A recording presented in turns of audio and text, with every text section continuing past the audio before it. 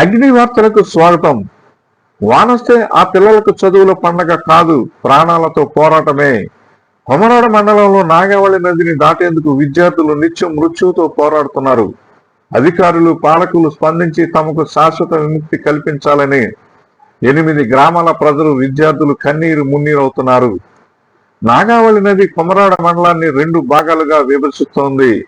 నదికి ఆవతలి వైపు ఉన్న 8 గ్రామాల విద్యార్థులు ఉన్నత చదువుల కోసం మండల కేంద్రానికి రావాల్సిందే. నిన్నటి వరకు ఇక్కడి ప్రజలు నది దాటడానికి ఒకే ఒక నాటు పడవపై ఆధారపడ్డారు. అయితే ప్రస్తుతం ఆ పడవ కూడా మరమ్మతులకు గురి కావడంతో విద్యార్థుల ప్రయాణం మరింత ప్రమాదకరంగా మారింది.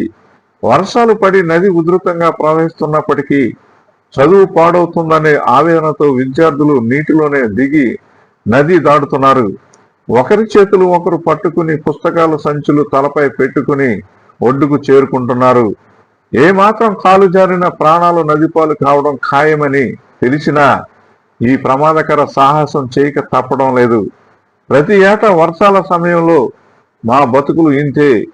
నది దాటలేక పాఠశాలలకు సెలవు పెట్టాల్సి వస్తోంది. అధికారులు స్పందించి వెంటనే ప్రత్యామ్నాయ రవాణా సౌకర్యం కల్పించాలి.